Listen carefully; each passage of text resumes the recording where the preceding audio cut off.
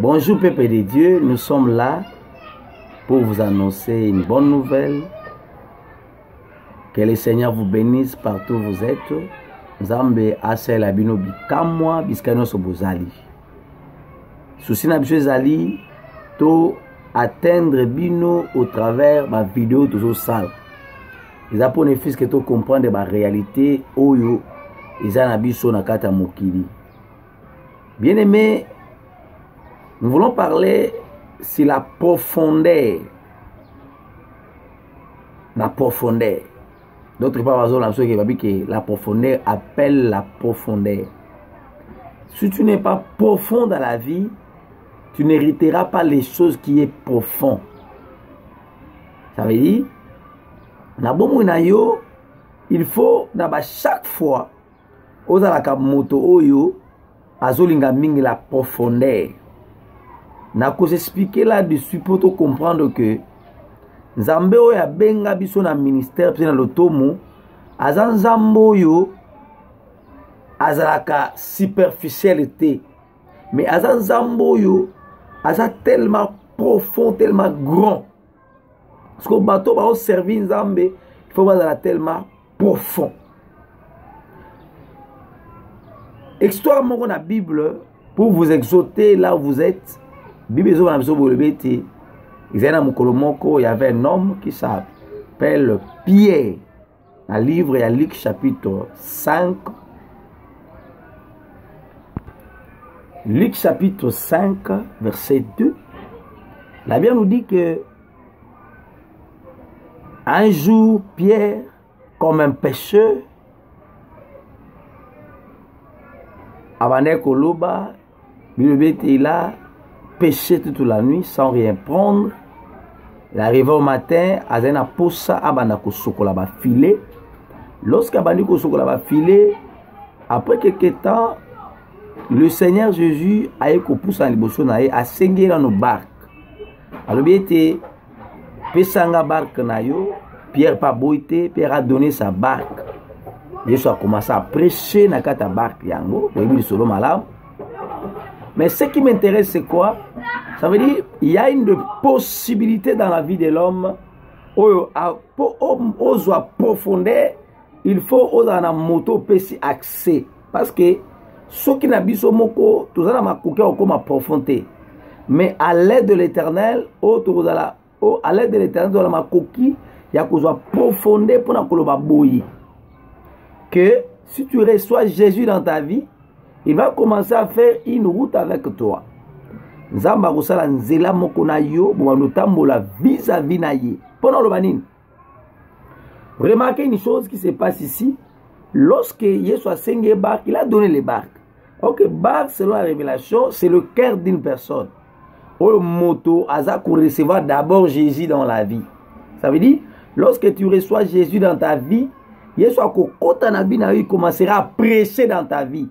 Tu vas devenir un modèle. Lorsque tu vas devenir un modèle, on va marque moko boye dans le moto nous sera na Christ a comme une nouvelle créature. Le besoin d'accepter les choses anciennes sont passées. Ça veut dire moto soit identité moko ya sika. Oui, tout ça là que et comme c'est kazala qui est mon Christ azokoma pas azokoma nani mon Christ. Pour que lorsque cet homme a reçu Jésus, a péché sikanaye, a péché barque naye, Yesu a motu ya bisaka te loko kosala. Mais Jésus commençait à prêcher. Lorsque Yesu a dit côté a banote a concilier naye, comme Jésus connaît les pensées et les projets de l'homme, il a pensé qu'à dire moto naye pas naye parce que moto yo azor qui te na butu. Il fallait nini? Il faut na poussana pour na terre d'abord. Pourquoi Jésus commençait d'abord à prêcher? Pour que vinayo, il faut que soit teya nanu na bomo na yo. Donc il faut teya nanu na bomo na yo, ne akoye bisayo de quoi faire pour réussir dans la vie. Tu ne peux pas réussir dans la vie sans Christ.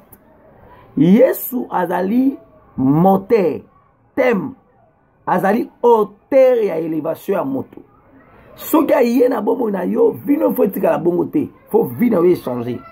Vous remarquez dans la vie de Pierre, il était simplement pécheur. Mais lorsqu'il a rencontré Jésus, Jésus c'est la parcours avant sa pleine eau. Ça veut dire là où il est profond, puisqu'à profondeur ezali. Donc ça va comprendre que ce qui nzambo au pesi nzambe motema na yo, au pesi nzambe vi na yo, azana maroki amema yo puisqu'à li pamboli na yo ezali. Oko tatonaka na vite. Des fois ba tobele bazo tatona na bomo na bango parce que ba yamina no yesute. Parce que bazana na yesute, vi na bango Jésus azana nute.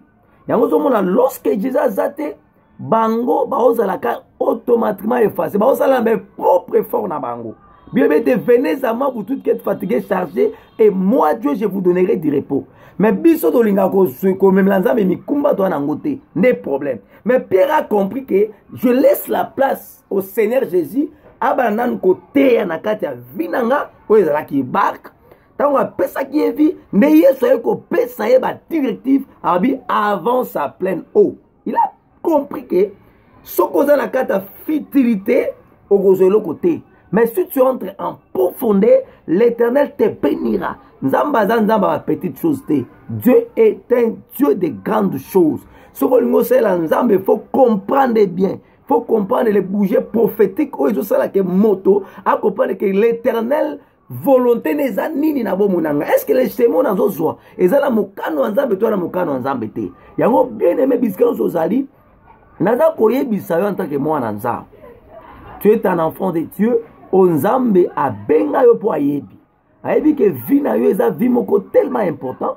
Il faut que bomo na yo opesa nzambe. Nzambe na opesa ba directive. Donc le seul moyen ya kozwa profondeur ya vie na yo eza kotikela Yesu asala musala. Donc tu laisses la place au Saint-Esprit à la guide ya vie na yo. So la guide ya vie na yo soki biska li pamboli na yo eza na nord. Nzamba o memo directement na nord. Na pas to banda ko tatoner nzamba ko tika te ko tatoner nzamba ko mema yango mona ta nzamba zo mema pied directement biska maïza ya muzindo po pierre banda ko te ya wana yango loko na ko biso mdola na partout dans le monde. L'Éternel azana posa que comprendre loko moko. Laissez bataille inutile, laissez ko gaspiller ta na yo. Kerena oyaza le maître des temps et des circonstances. Lorsqu'il t'attachera à lui, nzamba zana makokia ko fongola pe ko changer binayo. Ko ebi souhaité lorsque Pierre avança qui a plein eau après que Retabi jetez vos filets à boaka ki filet naye après Retabi ebete na kata profondeur azwaki une grand babi azwaki bambisi et belé un grand nombre de poissons. Pourquoi?